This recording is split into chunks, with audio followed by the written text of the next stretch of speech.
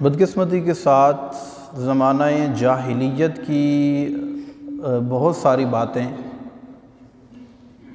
جہالت کی وجہ سے، قرآن سے دوری کے سبب ہمارے معاشرے میں دوبارہ لوٹتی ہوئی محسوس ہو رہی ہیں، اور اس میں ایک خاص طور پر جس چیز کی طرف ہم آج اشارہ کریں گے اور کچھ اس حوالے سے معروضات پیش کرنے کی سعادت حاصل کریں گے، وہ یہ ہے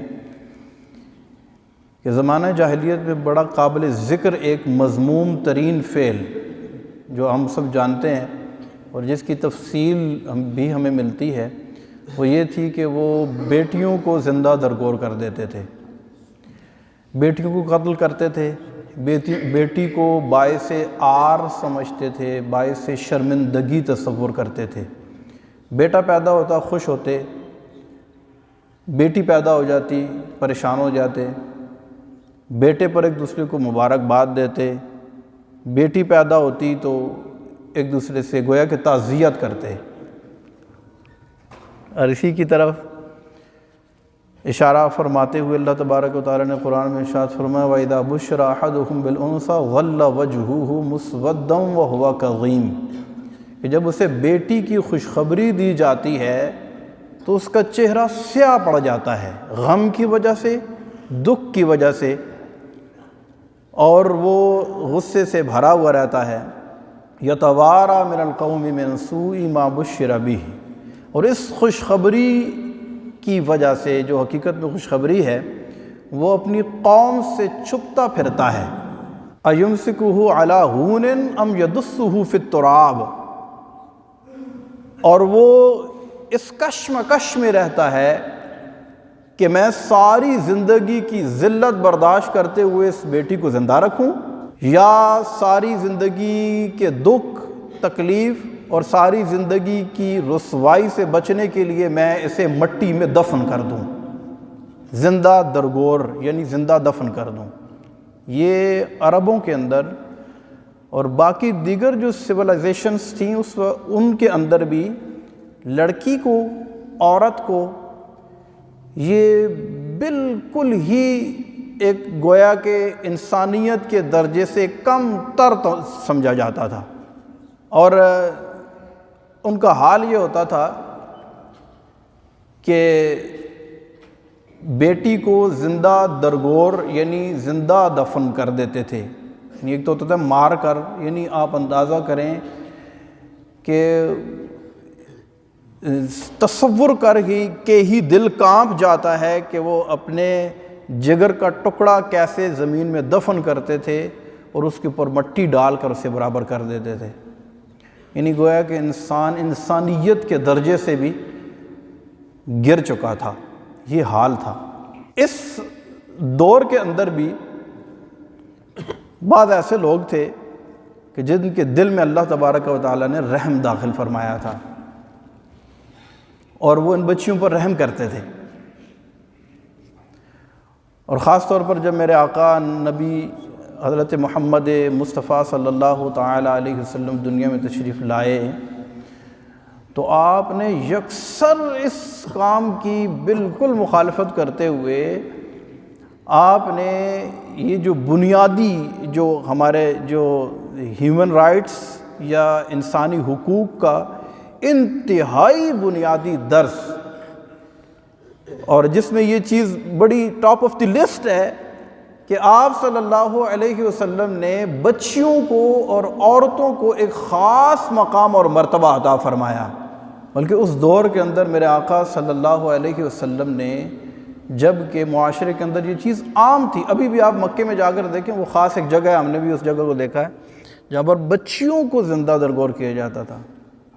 وَإِذَا الْمَوْءُودَةُ سُئِلَتْ بِأَيِّ ذَنبٍ قُتِلَتْ، قیامت کے روز سب سے پہلے جس چیز کا فیصلہ ہوگا، جس چیز کا سوال ہوگا وہ نماز ہوگی، نماز کے بارے میں سوال ہوگا، اور فیصلے میں معاملات کے اندر سب سے پہلے جس چیز کا فیصلہ ہوگا وہ قتل کا فیصلہ ہوگا، اور قتل میں بھی وہ قتل جو بچیوں کو قتل کیا جاتا تھا۔ وَإِذَا الْمَوْءُودَةُ سُئِلَتْ، انہیں پوچھا جائے گا بِأَيِّ ذَنبٍ قُتِلَتْ، کون سا تم نے ایسا گناہ کیا تھا کہ تمہیں مار دیا گیا تھا؟ تو یہ ہمارے معاشرے کے اندر، جیسے کہ شروع میں نے عرض کیا کہ یہ چیز دوبارہ عود کرتی ہے۔ میں ایک خاص واقعہ جو آپ سب جانتے ہیں سوشل میڈیا کے اوپر بہت زیادہ عام ہوا، اس سے ہٹ کر بھی بہت سارے واقعات ہیں جو ہمیں منظر عام پر نہ آنے کی وجہ سے رہ جاتے ہیں۔ اور حال ہی میں ان چند دنوں کے اندر کراچی سے بھی مجھے خبر آئی کہ ایک بچی پیدا ہوئی، اس کا گلا کاٹ دیا گیا۔ یعنی آپ اندازہ کریں کہ ہم جس معاشرے کے اندر جی رہے ہیں اس میں کس کس طرح کی باتیں پنپ رہی ہیں اور کس کس طرح کی باتیں جو ہے وہ سننے کو مل رہی ہیں۔ الامان والحفیظ، تو خاص طور پر یہ جو ٹاپک ہے بچیوں کو یعنی قتل کرنا، تو یہ انتہا ہے۔ اسلام تو اس چیز سے بھی منع کرتا ہے کہ بچی پیدا ہو تو تم ناگواری کا اظہار کرو، تم اداس ہو جاؤ۔ اسلام تو یکسر اس چیز کی بھی مخالفت کرتا ہے۔ بلکہ اللہ تبارک و تعالیٰ نے قرآن میں فرمایا للہ ملک السماوات والارض یخلق ما یشاء، زمین اور آسمان کا مالک اللہ ہے، وہ جو چاہتا ہے پیدا کرتا ہے۔ یہب لمن یشاء اناثا ویہب لمن یشاء الذکور، وہ جسے چاہتا ہے بیٹیاں دیتا ہے، جسے چاہتا ہے بیٹے دیتا ہے۔ او یزوجہم ذکرانا و اناثا، جسے چاہتا ہے بیٹے اور بیٹیاں دونوں دیتا ہے۔ وَيَجْعَلُ مَن يَشَاءُ عَقِيمًا، اور جسے چاہتا ہے بانجھ رکھتا ہے۔ اولاد نہیں ہوتی تو دنیا جہان کے علاج کرا لیں آپ، نہیں ہوتی، اور جب ہوتی ہے تو بیٹا ہے، بیٹی ہے تو بیٹی ہے۔ اس میں کسی کا عمل دخل ہو سکتا نہ کوئی اس میں کوئی عمل دخل کر سکتا ہے۔ یہ کس کے کام ہے؟ یہ رب کے کام ہے۔ یہ کس کے قدرت میں ہے؟ یہ کس کے اختیار میں ہے؟ یہ صرف اور صرف رب کے اختیار میں ہے۔ اس میں کسی بندے کا عمل دخل نہیں ہے۔ تو جب یہ رب کے کام ہے، رب جب چاہتا ہے، جس سے چاہتا ہے، جو چاہتا ہے عطا کرتا ہے، تو بندے کا تو اس میں ہے ہی کچھ بھی نہیں ہے۔ بلکہ بیٹے کی نسبت بھی، جو بیٹیوں کے فضائل نبی پاک صلی اللہ علیہ وسلم نے ارشاد فرمائے ہیں، میرے آقا صلی اللہ علیہ وسلم نے ارشاد فرمایا کہ جب کسی کے ہاں بیٹی پیدا ہوتی ہے تو فرشتے اس کے گھر میں آتے ہیں اور آ کر کہتے ہیں کہ اے گھر والوں تم پر سلامتی ہو، اور فرشتے اس بیٹی کو، اس بچی کو اپنے پروں سے ڈھانپ لیتے ہیں اور اس کے سر پر ہاتھ رکھ کر کہتے ہیں اے کمزور جان، تو کمزور جان سے پیدا کی گئی ہے، جو تیری پرورش کا ذمہ اٹھائے گا قیامت تک اللہ تبارک و تعالی اس کی مدد فرمائے گا۔ اور میرے آقا صلی اللہ علیہ وسلم نے ارشاد فرمایا بیٹیوں سے پیار کیا کرو، کیونکہ میری بھی بیٹیاں ہیں۔ میرے آقا صلی اللہ علیہ وسلم کی کتنی بیٹیاں ہیں؟ 4۔ ان کے نام بھی ہمیں آنے چاہیے۔ میرے آقا صلی اللہ علیہ وسلم کی ایک بیٹی کا نام ہے زینب، دوسری کا نام ہے رقیہ، تیسری کا نام ہے ام کلثوم، اور چوتھی بیٹی کا نام ہے فاطمہ رضوان اللہ تعالی علیہن۔ تو حضرت فاطمہ رضی اللہ تعالیٰ عنہ کا ذکر اس وجہ سے زیادہ آتا ہے کہ باقیوں کا انتقال بچپن میں ہو گیا تھا۔ اسی طرح حضرت فاطمہ رضی اللہ تعالیٰ عنہ کی کتنی بیٹیاں ہیں؟ 2 بیٹیاں ہیں، 3 بیٹے اور 2 بیٹیاں۔ سب سے بڑے بیٹے کا نام کیا ہے؟ حضرت حسن، اس کے بعد حضرت حسین، اس کے بعد حضرت محسن، اس کے بعد آپ کی بیٹی پیدا ہوئی جن کا نام نبی پاک صلی اللہ علیہ وسلم نے اپنی بیٹی یعنی ان کی خالہ کے نام پر زینب رکھا۔ اس کے بعد پھر ان کی بیٹی پیدا ہوئی، پھر نبی پاک صلی اللہ علیہ وسلم نے ان کا نام ان کی خالہ یعنی اپنی بیٹی کے نام پر رقیہ رکھا۔ اب چونکہ ان کا بچپن میں حضرت محسن کا، حضرت رقیہ کا اور حضرت محسن کا ان کا بچپن میں انتقال ہو گیا تھا تو ان کا ذکر کم ملتا ہے۔ حضرت زینب چونکہ یہ بڑی ہو گئی تھی اور پھر کربلا میں بھی آئی تھی تو ان کا ذکر آتا ہے۔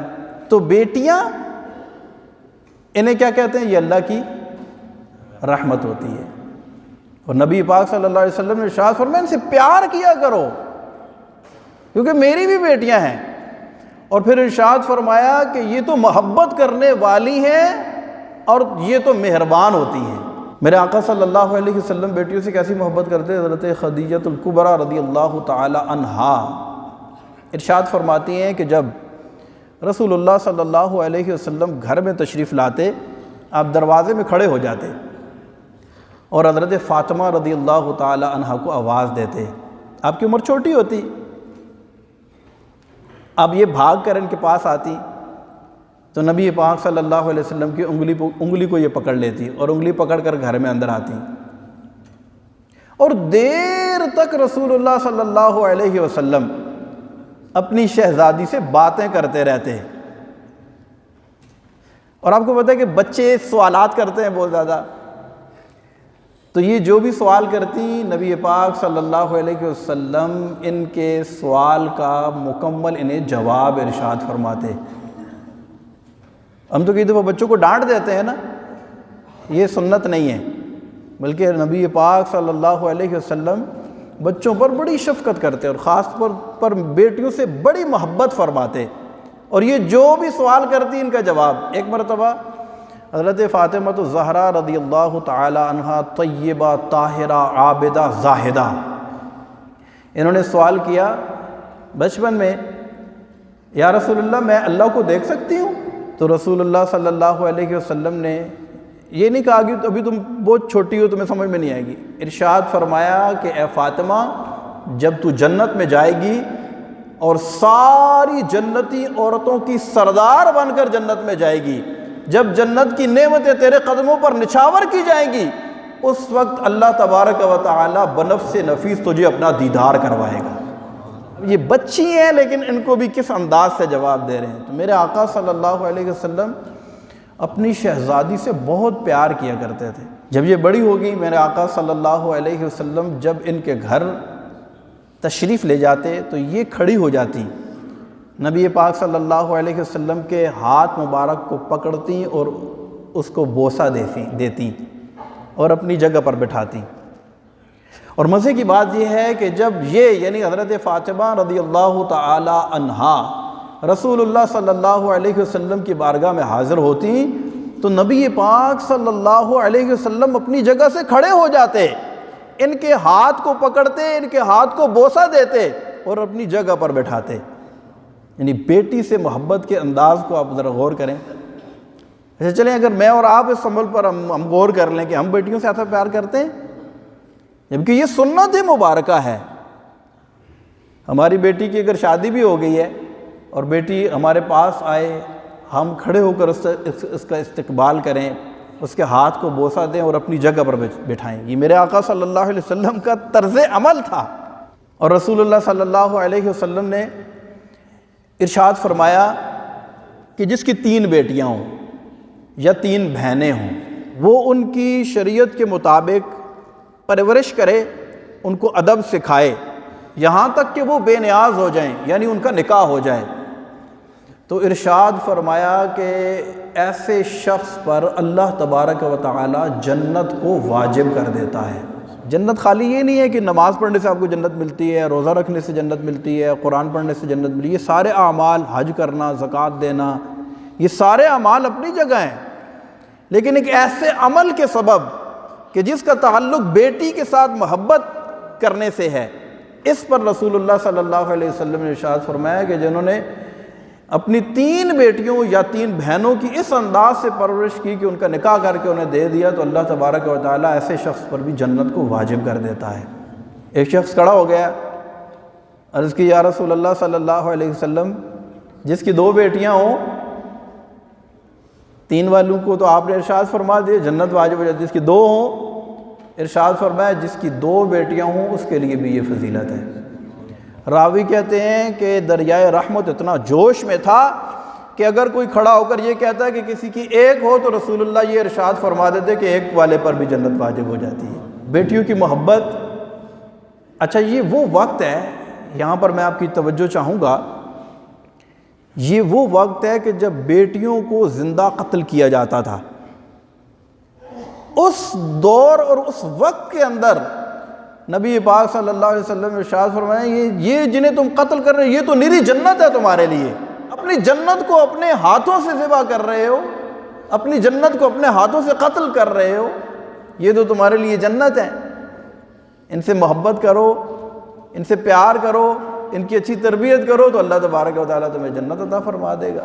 جبکہ اسلام سے پہلے عورت کو یہ مقام حاصل نہیں تھا، عورت کو تو یہ بطور بھین چڑھا دیا جاتا تھا۔ جب مصر فتح ہوا، حضرت عمرو بن العاص رضی اللہ تعالیٰ عنہ یہ مصر کے گورنر تھے،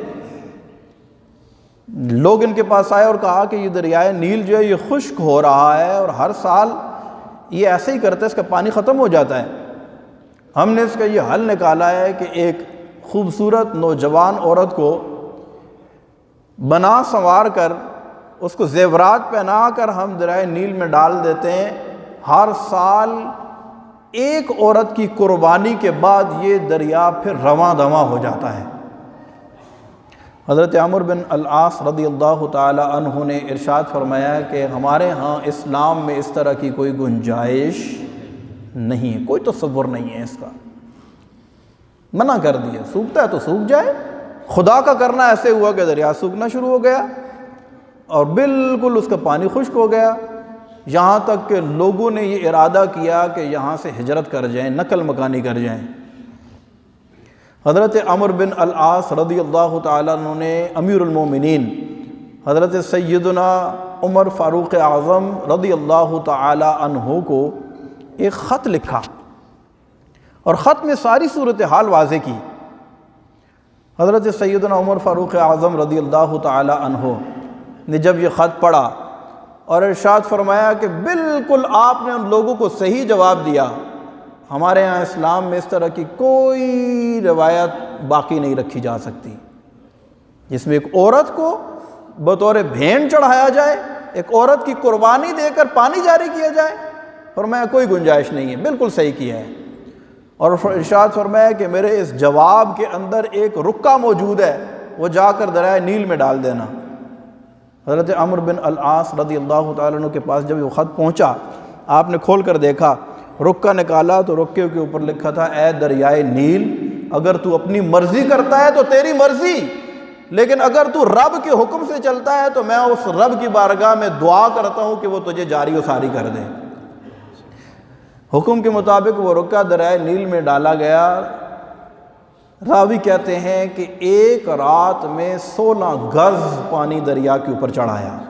یہ غازی، یہ تیرے پراسرار بندے جنہیں تو نے بخشی ہے ذوق خدائی، یہ غازی، یہ تیرے پراسرار بندے جنہیں تو نے بخشی ہے ذوق خدائی، 2.5 ان کی ٹھوکر سے دریا و صحرا و دریا سمٹ کر پہاڑ ان کی ہیبت سے رائی۔ وہ شان تھی ان کی کہ ان کی ہیبت اور ان کے الفاظ میں وہ تاثیر تھی کہ دریا کی کیا جرت تھی کہ وہ نہ چلتا۔ تو اس رسم کو، یعنی عورت کو جو قربانی دی جاتی ہے، ہمیشہ کے لیے قیامت تک کے لیے اس کا خلا کما کر دیا، اس کو ختم کر دیا۔ اور میں اسلام تو عورت کو مقام اور مرتبہ دیتا ہے، اس کو عزت اور شرف دیتا ہے، کبھی اس کو ماں کی صورت میں، کبھی بہن کی صورت میں، کبھی بیوی کی صورت میں، اور کبھی مختلف صورتوں کے اندر اس کا ایک اپنا مقام اور اپنا ایک مرتبہ ہے، اس کی اپنی حیثیت ہے۔ یہ ماں ہو تو اس کے قدموں کے نیچے اللہ نے جنت رکھ دی ہے، چھوٹی بات ہے یہ۔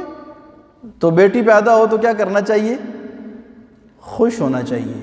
بیٹے کے پیدا ہونے پر مٹھائیاں بانٹتے ہیں تو بیٹی کے پیدا ہونے پر بھی مٹھائیاں بانٹا کریں، ایک دوسرے کو مبارکباد دیا کریں۔ سارے لوگ تو ایسے نہیں ہیں، ابھی بھی الحمدللہ بہت باشعور لوگ ہیں جو بیٹی کے پیدا ہونے پر خوش ہوتے ہیں، لیکن ہر معاشرے کے اندر یہ ناسور بھی پیدا ہوتے جا رہے ہیں جو بیٹی کے پیدا ہونے کو معاذ اللہ اپنے لیے کوئی باعث ننگ و عار تصور کرتے ہیں۔ یہ تو خاص زمانہ جاہلیت کی قرآن میں اللہ تبارک و تعالیٰ نے نشانی بیان فرمائی ہے، جبکہ اسلام ہمیں کیا سکھاتا ہے اپنی بیٹیوں سے؟ میرے آقا صلی اللہ علیہ وسلم نے ارشاد فرمایا، فاطمہ میرے جگر کا ٹکڑا ہے، فاطمہ میرے جگر کا ٹکڑا ہے۔ تو جس کی بیٹیاں ہیں وہ خوش ہو جائیں، جس کے یہاں بیٹی پیدا ہو وہ خوشی منایا کرے، کوئی بات نہیں۔ اگر بیٹا نہیں ہے اور خالی بیٹیاں ہی بیٹیاں ہیں تو پھر بھی اللہ کی رضا پر راضی ہوں۔ ہو سکتا ہے اللہ تبارک و تعالی ہمیں کوئی مقام اور مرتبہ اور جنت دینا چاہتا ہے، ہمارے عمل اس قابل نہیں ہے، بیٹیاں دے کر وہ ہمیں جنتی بنا رہا ہے، کیا بعید ہے؟ تو اللہ تبارک و تعالی ہمیں اس حقیقت کو سمجھنے کی توفیق عطا فرمائے۔ ہم میں سے جس کی بیٹیاں اللہ ان کے نصیب اچھے کرے، اللہ تبارک و تعالی ہمیں بیٹیوں کے ساتھ صحیح پیار کرنے کی توفیق عطا فرمائے۔ آمین بجاہ النبی الامین۔